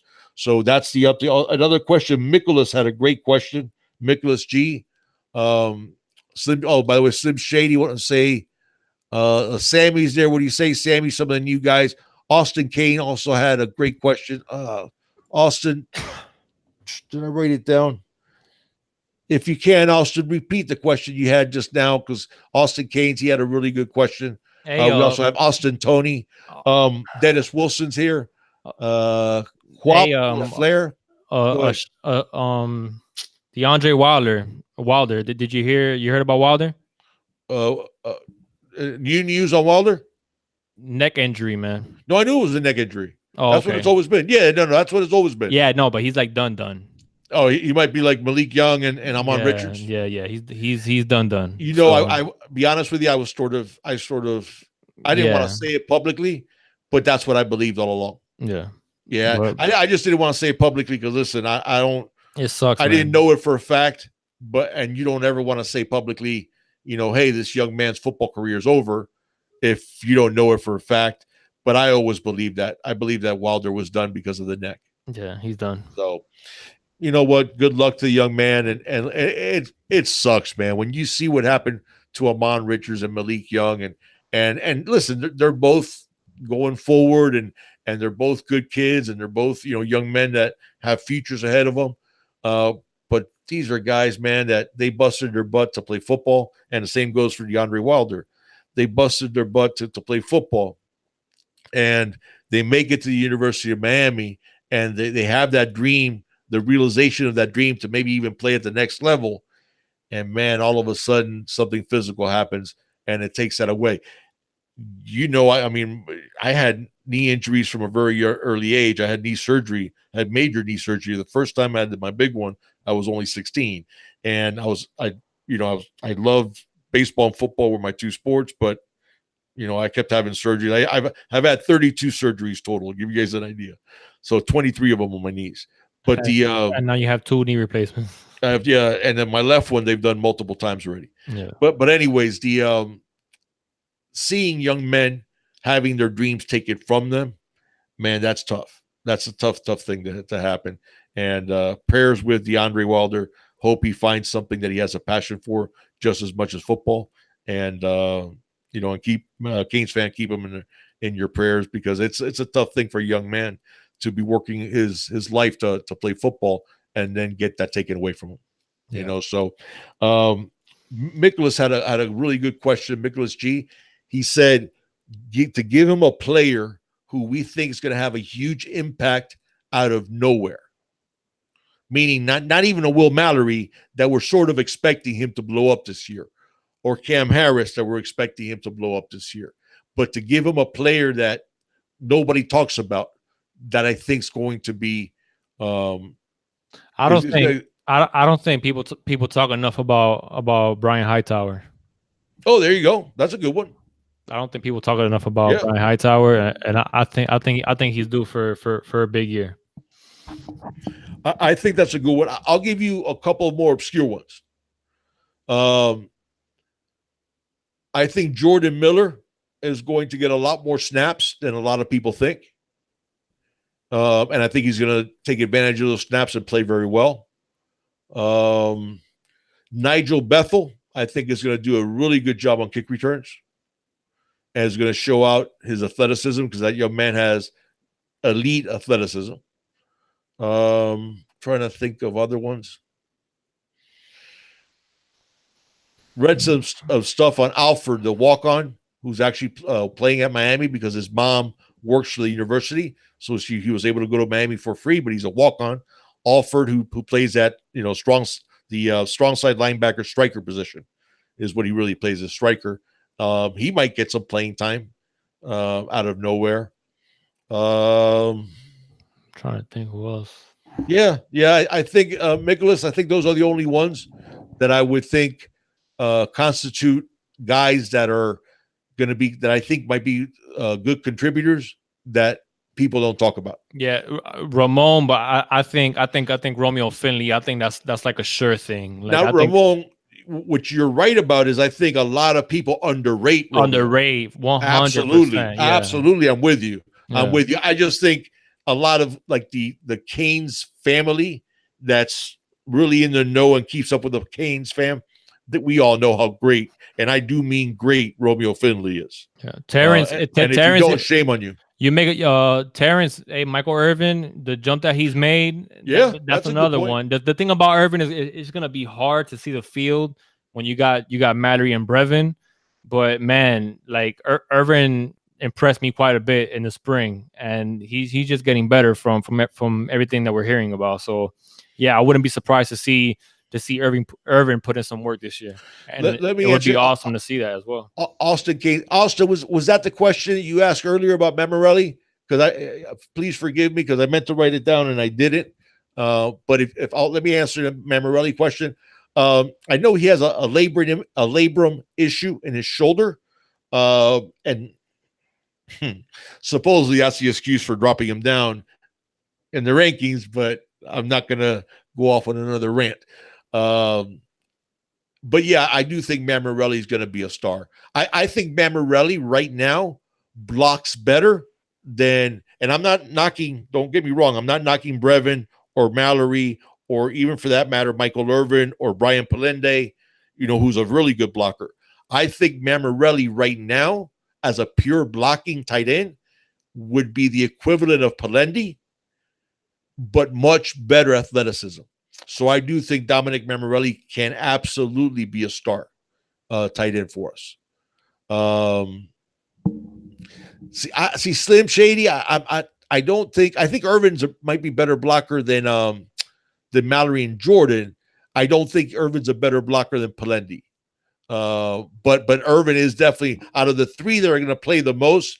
Brevin Jordan in order. Brevin Jordan, Will Mallory, and Michael Irvin. I think Irvin's the best blocker of those three. Yeah, well, I'll agree with that. Orange and Green Blood was asking about the uniform. Are you keeping up with the questions for me, dude? Yeah, for the third time, Darnell Washington. What about him? He actually dropped as well in the 247 rankings. Believe it or not. Yeah. I mean, maybe because he was talking so good about Miami and he visited Paradise Camp. Right. That's probably why he dropped quite a bit. But that's right. I see a couple of guys on the 247 comment board said, "Hey, Washington dropping in the rankings. He's definitely coming to Miami." Yeah, exactly. So, that's a good sign for us, man. If Darnell dropped in the rankings, and maybe there's more to him coming to Miami than we think. Yeah, there might be something going on behind the scenes. Nothing new to report on Washington. I think that's going to come down to, again, what type of season we have. And we have the season, I believe, that we're going to have. I think we will have him. He'll go if we have comparable seasons to Bama and Georgia, who seem to be the other two players in the recruitment. If we have a season comparable to theirs, which I think we're very capable of, I think Washington picks tight end U and comes to Miami. Yeah. Fred Holmes says, how you think the O-line going to look with the extra help from Brian McKinney, Brett Romberg, and Vernon Carey? Listen, It's big, man. All it can do is help. It's not gonna hurt none. That's for sure. yeah, Brett Romberg raved about Corey Gaynor. He went into really, he dove down deep into detail because Romberg talked about that when he saw high school film on Corey Gaynor, he was really excited because Corey Gaynor's high school film looked great, and he looked like he plays with an edge and a meanness. And then Romberg said that at one of the practices, when Corey was, I believe when he was still a freshman back in 2017. Not his he redshirted last year, but Romberg said like the coach, and I think he meant Stacy Searles, even would hit Corey Gaynor on the head with a piece of paper, and like some of the guys would diss him constantly and treat him like the redheaded stepchild.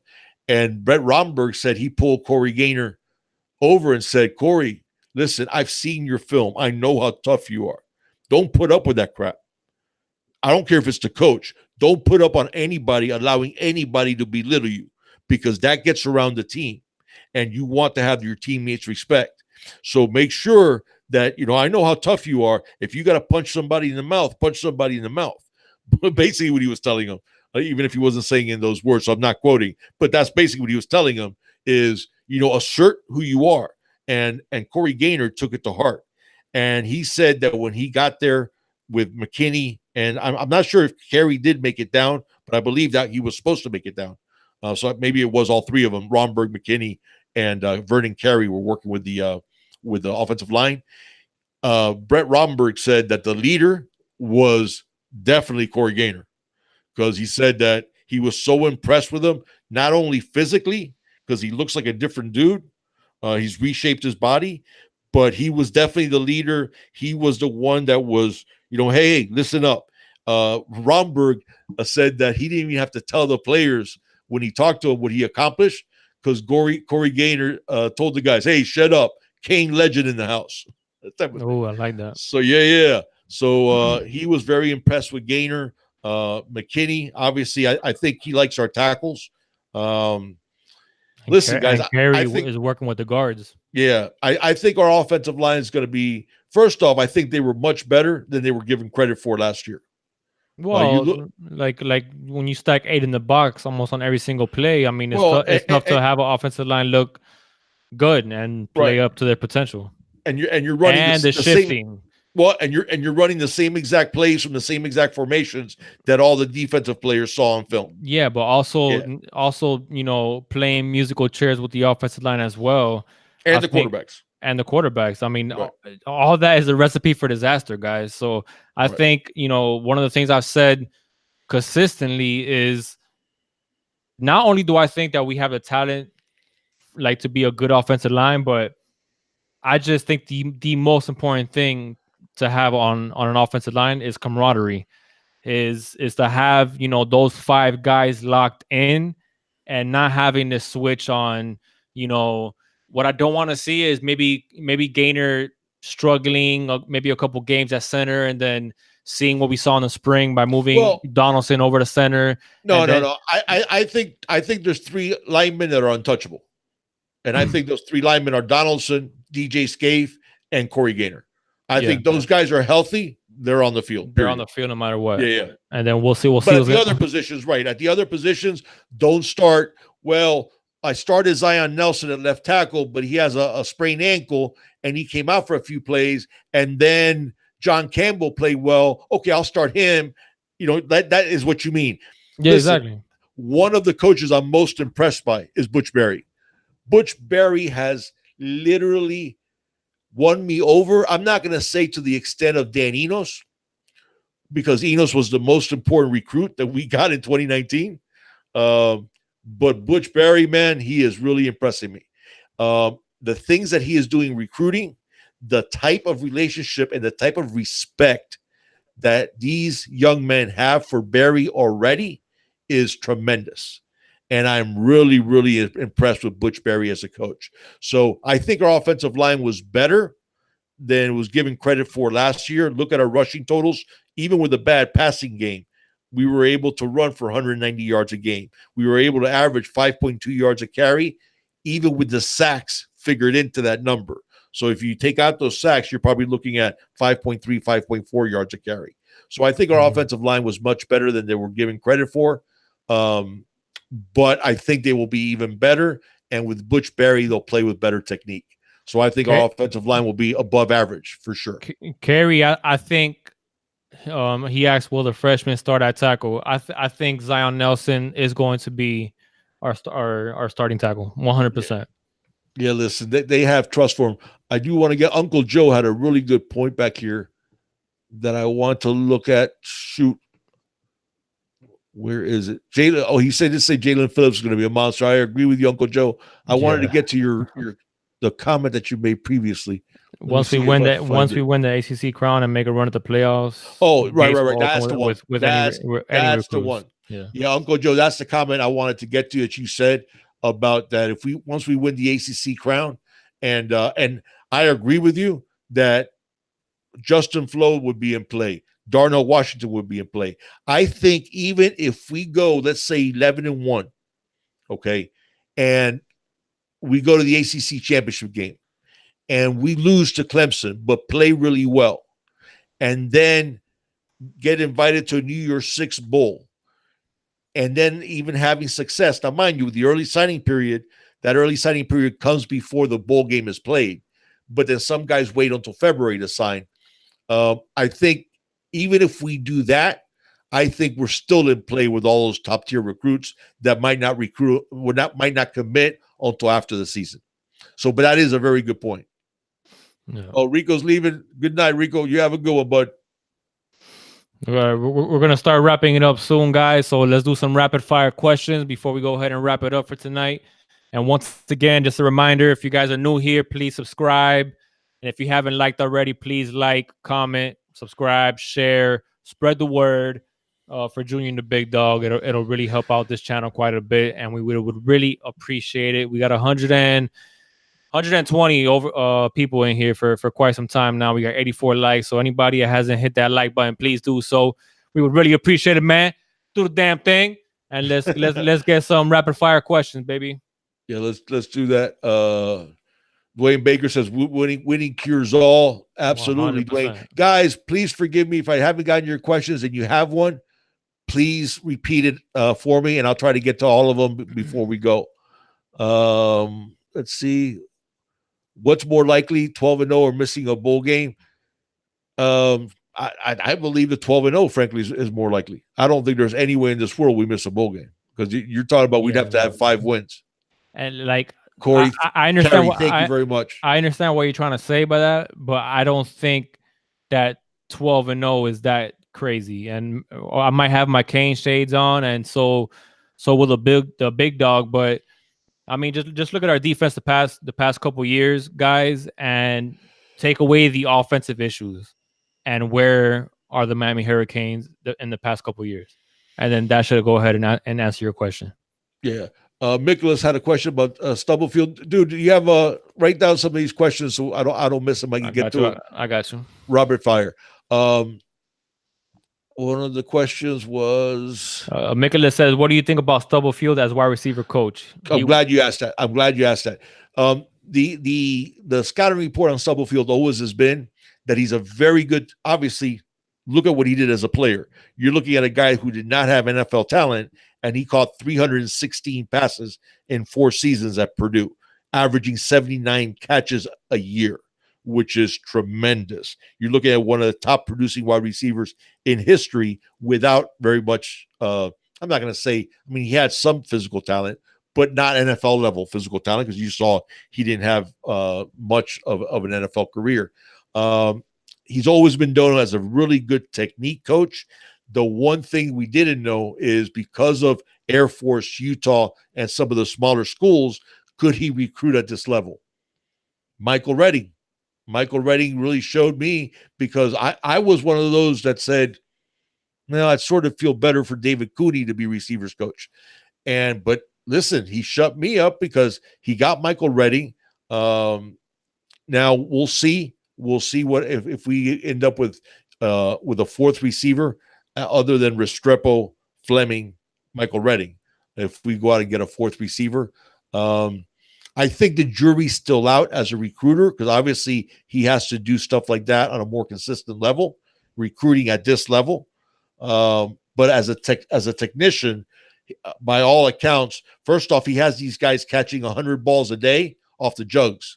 Doesn't matter what they do. If it's a workout day, if it's not a workout day, 100 balls a day on the jugs machine. So he wants to address those drops. I think I lost you, big dog. I lost you. I lost you for a Okay, I'm second, sorry. big dog. Where did you lose me at? Are you there? Yeah, you're talking about the drops. Oh, that one of the things Stubblefield addressed was those drops. No matter if you work out, 100 balls a day on the jugs machine.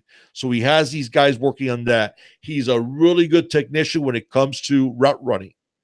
And because of his time at Air Force, he is a very good technician when it comes to receivers blocking downfield.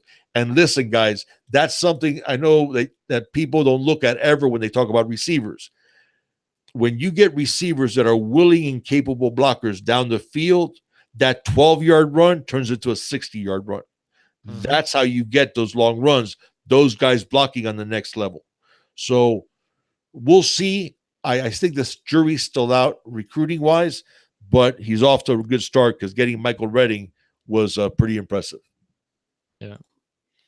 All right, but get to me some of the questions here. What's your prediction on August 24th? I'm not going to give you guys yet because that comes from Eddie Keynes. We are going to do something special, and that's something that we're going to address on a future show. I will say this. I'll give you guys this much.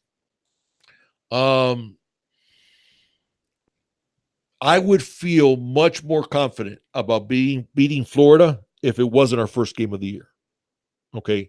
The one concern I have is you're looking at a brand new offense. First game of the year. You're going to have some mistakes that you're not going to probably have game 5, game 6, even game 3. Definitely not game 10. You're going to see some illegal formations. You're going to see some false starts. You're going to see some mistakes. You're going to see some guys running the wrong pattern on option routes. You're going to see some guys not picking up the out route and cutting off the route on a blitz. You're going to see some mistakes strictly because it's the first game of the year. Okay. Now, that being said, if our defense, not if, I know our defense is going to keep us in the ballgame as long as we don't stress them by having constant 3 and outs and bad field position or turning the ball over and bad field position. If we play a smart game, make Florida drive the length of the field, our defense is going to do a good job against them. Now, if we avoid the mistakes, if we avoid too many penalties, if we avoid the turnovers, I think talent-wise, man to man, I think we're more talented than they are. Okay. Yeah, I sort of lean to knowing that we're more talented than they are. But that being said, they have the experience edge over us. This is Mullen's second year. They're in the second year in the offensive system. They're in the second year of the defensive system. That's my bugaboo about that game. But as far as giving you a prediction, we're going to save that here for coming up in a couple of weeks. Soon. Promise you. And we're going to do something special for you guys that I'm not going to divulge now. Don't say too much. I'm not going to say too much, but we're going to do a preseason special for you guys, and there we're going to give some predictions. All right, let's start wrapping it up here. Sammy Dondada brings up a good point. It is to our advantage that they don't know what to expect. You're right about that. You know, 100%. I'm sure they're looking at Arkansas film because Danino spent 3 years there as an offensive coordinator.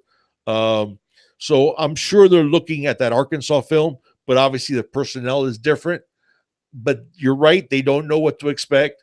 But at the same time, we have a lot of sophomores, a lot of guys that are playing that don't have a ton of experience, and being a brand new offense, it's almost like they were freshmen.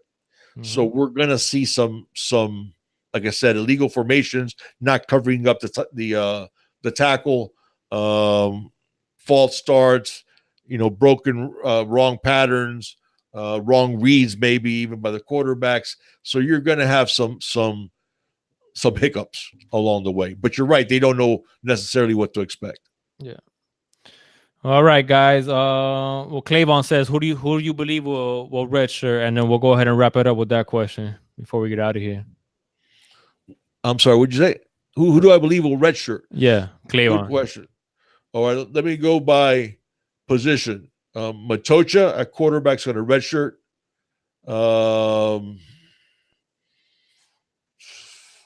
Trying to think. I really can't think of a wide receiver who's going to redshirt, because Peyton is a freshman, a true freshman, and he's going to get plenty of playing time. He's going to get playing. Yeah, he is. Yeah, he earned it. Offensive lineman, Adam Al-Gamal, I think, is going to redshirt. I'm trying to remember all the roster here just by memory. Adam Al-Gamal is going to redshirt. I think the New York connection in general. I think my redshirt. Yeah, I think the New York connection, Jared Harrison Hunt and Jason Blissett, I think there's a good chance. Now remember, guys, the new redshirt rule, not the new one, because you can play 4. Year. Yeah, you can play 4 games. You can play 4 games. So just because if I say redshirt, it doesn't mean that they won't play, because as long as you play 4 games or less, you can redshirt. Mm-hmm. So when I say redshirt, it doesn't mean you won't see them. Adam Al-Gamal on the offensive line. If Traore or Kennedy's good enough to be a backup center, then I think you'll see Ja'Gai Clark, redshirt. So that goes the offensive line. Defensive line, Jalar Holly and Jared Harrison Hunt and Jason Blissett. I think Jafari Harvey's going to play. Cam Williams, I think there's a possibility he redshirts. No, I think Sam Brooks and Avery Huff are going to the linebackers. I think both of those guys are going to play more than 4 games. I think both of those guys are going to probably play special teams too. So I think those guys, I don't think any linebackers are going to redshirt. Obviously, depends on injury too. Yeah. And then in the secondary, I think Corey Couch is probably going to be the only redshirt guy. Yeah. So I hope I answered that. Let's wrap it up with Taz. Last question. What do you say, Taz? Who do you think is going to be? Wait, Big Don. Who's going to get the turnover chain first? August 24th, because we know it's coming August 24th. Who you got? Okay, and I'll give you mine. You ready for this? This is a surprise, you guys. I bet you won't. DJ Ivy. I say DJ Ivy's the first guy to wear the turnover chain. I think Florida's going to test him, and they're going to try to pick on him. First, years of. First off, he's only a second year college, first year starting. Very limited experience. I think they're going to try DJ Ivy quite a bit, and I think he picks one of them off. I'm picking Finley. Oh, okay, that's a good choice. I'm picking Romeo. So yeah, there you go. Oh, Dick Weed said Ivy too. He said Ivy. I'm Dick Weed, we'll say great minds think alike. There you go. you and Dick Weed think alike. That's right. All right, guys. Thank you once again for. Clayvon asked, did Cam Williams make it to campus? It is Jalen Phillips enrolled. It is my understanding, Clayvon, that the only ones that are not going to be there are going to be Bubba Bolden and Avery Huff, and that they will be there the first week of August probably. And it's my understanding Cam Williams is fine now. That there could have been a grade issue, but that was it's all straightened out and all fine, is my understanding. I do think he had to take a makeup class or take a credit on an online class, and I think that's what the delay was. But it's my understanding that Cam Williams is a full go and will be at practice tomorrow. All right. So that basically wraps it up, guys. Thank you so much for everybody that tuned in. We appreciate the support, the questions, the interactions, everything. Yeah. I mean, you guys make Thursday nights. You make our night, frankly. You make our week. So tomorrow, baby, fall camp officially begins. Those of you that got tickets to the practice, it's open. Hope I see you guys there and maybe meet some of you guys in person. But one last time, if you haven't subscribed yet, and if you're new here, please do so. Hit that like before you bounce out of here. Comment, share, do all that good stuff. We would really Notifications appreciate bell. it. Notifications bell. Hit that notifications bell so you guys can get When you guys notified. subscribe, yeah, when you guys subscribe, make sure you hit the notifications bell. And on the notifications bell, it'll say either all or make sure you hit the all button. That way you get notified for every single video that we release. Yes, sir. So please, yes, as he said, if like, subscribe, hit the notifications bell, and please leave us some comments. You guys know we get those comments as soon as we can. And if I didn't get to your questions, please leave them in the comment section, yes, and we'll answer them. And I'll definitely answer them. And guys, again, I am always in awe with your support. And I just, we feel blessed that we've got as much support from you guys as we have. And man, it just leaves me in awe. And I just want to say thank you, all of you. Likewise. Ditto. With that being said, Canes fam, as always, it's all about this Use up, baby. Fall camp begins tomorrow. Let this party get started. I'm excited. I hope you guys are as well. I'm ready to run through a brick wall, man, for this team and this coaching staff and these players. And I'm just crazy, and I can't wait. And more videos to come as we find out what's going to happen. You already know. So you guys have a good night. Thank you, guys. Good night.